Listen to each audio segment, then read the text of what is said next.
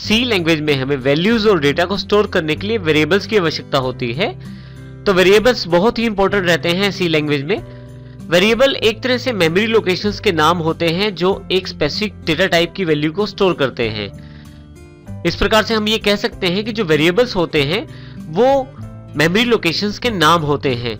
इसको हम उदाहरण से समझते हैं। जैसे हमारे पास यहाँ 10, 20, 30 अर्थात 10, 20 और 30 अलग अलग सेल्स में वैल्यूज पड़ी हैं। हर सेल को हमने एक नाम दे दिया है। जैसे ऊपर वाले सेल को X, बीच वाले सेल को Y और लास्ट वाले सेल को Z नाम दे दिया है। इस प्रकार से हम मेमोरी लोकेशन को एक नाम दे सकते हैं। इस प्रकार इसमें वैल्यू स्टोर की जा सकती हैं। साथ ही इसमें इन वैल्यूज को प्रोग्रामिंग स्टेटमेंट के साथ बदला भी जा सकता है। प्रोग्राम में प्रयोग की जाने वाली वैल्यूज और डेटा को स्टोर करने के लिए हम इन वेरिएबल्स का इस्तेमाल करते हैं। वेरिएबल्स की आवश्यकता जो रहती है वो आपके प्रोग्राम के ऊपर डिपेंड करती है।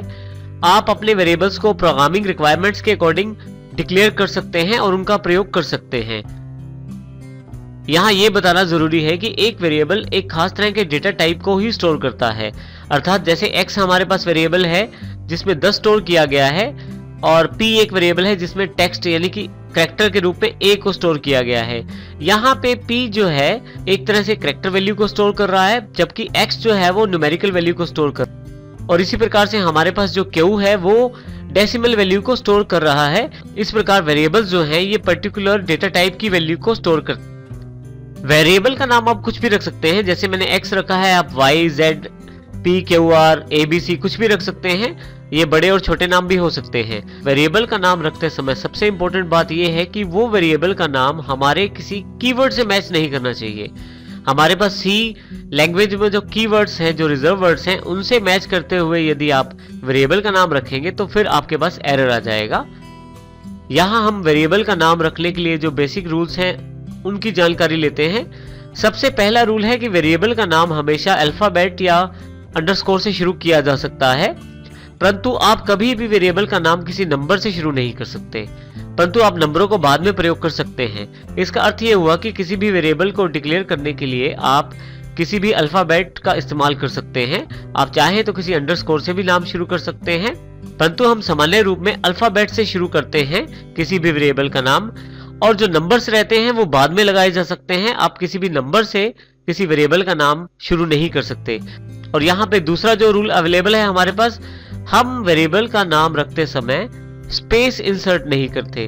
अर्थात हम जब वेरिएबल का नाम रखते हैं और हमारे पास कोई वेरिएबल का नाम बड़ा है तो हम उसके बीच में स्पेस नहीं डालते।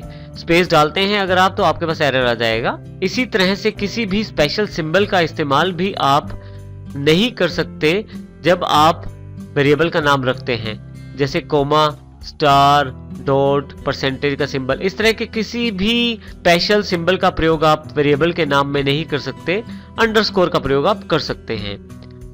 अब हम एग्जाम्पल से इन रूल्स को समझते हैं। सबसे पहले देखिए, सबसे फर्स्ट वाले एग्जाम्पल में x हमारे पास है, बिल्कुल ओके है, आप x नाम रख सकते हैं किसी भी वेरिएबल का।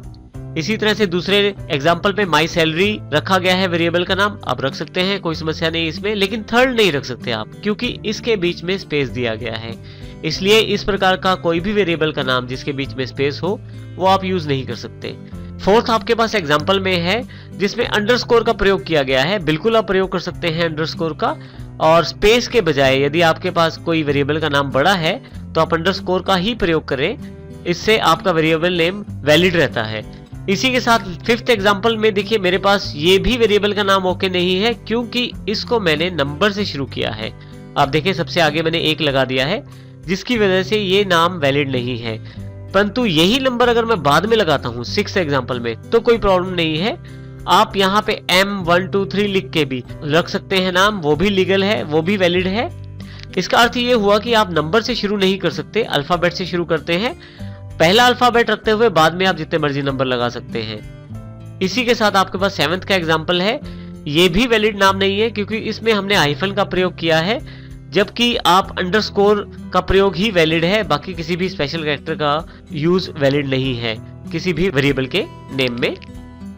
यहाँ हमारे पास 3 इंपॉर्टेंट रूल्स और अवेलेबल हैं, इनका ध्यान रखते हैं हम अपना वेरिएबल नेम चुनने में। सबसे पहला रूल है कि अपर केस और लोअर केस लेटर्स में लिखे हुए नाम अलग अलग माने जाते हैं। आप दोनों में अपने वेरिएबल्स के नाम रख सकते हैं, लेकिन ध्यान रखिएगा दोनों केसेस में अपर केस और लोअर केस में दोनों वेरिएबल अलग अलग माने जाएंगे। जैसे पहला और दूसरा एग्जांपल हमारे पास यहाँ अवेलेबल है। यहाँ पहले एग्जांपल में x जो है वो स्मॉल लेटर में है और दूसरे एग्जांपल में x जो है वो कैप्स लेटर में है, अर्थात कैपिटल लेटर में है। ये दोनों नाम ओके हैं और ये दोनों ही अलग वेरिएबल्स हैं। छोटे वाला x बड़े वाले x से अलग वेरिएबल है, क्योंकि सी लैंग्वेज जो है वो केस सेंसिटिव लैंग्वेज है। इस कारण से हमारे पास ये दोनों वेरिएबल्स अलग अलग माने जाते हैं। अगला नियम जो हमारे पास उपलब्ध है, एक नाम से दो वेरिएबल नहीं बना सकते। इससे भी हमारे पास एरर आता है। इसका अर्थ ये हुआ कि यदि मैं x का प्रयोग कर चुका हूं एक बार वेरिएबल का नाम रखने में, मैं दोबारा इसी x को नहीं प्रयोग करूंगा नया वेरिएबल बनाने के लिए। तो हमें ये ध्यान रखना है वेरिएबल बनाते समय कि दो वेरिएबल्स का नाम सेम ना हो। इसी तरह से तीसरा जो नियम है, आप पहले से रिजर्व वर्ड्स जिन्हें कीवर्ड्स कहते हैं उनका प्रयोग वेरिएबल का नाम रखने में नहीं कर सकते। जैसे उदाहरण के तौर पे थर्ड जो एग्जांपल हमारे पास है, मैंने int का प्रयोग किया है यहाँ पे, यानी कि int का प्रयोग किया है। ये बिल्कुल भी वैलिड नहीं है वेरिएबल्स नेमिंग रूल्स के अकॉर्डिंग, क्योंकि int यानी कि इंटीजर जो है ये पहले से रिजर्व वर्ड है, कीवर्ड है, जिसका कार्य न्यूमेरिक डेटा टाइप डिक्लेयर करना होता है। क्योंकि ये पहले से रिजर्व वर्ड होता है, इसलिए मैं इसका प्रयोग अपने वेरिएबल नेम रखने में नहीं कर सकता।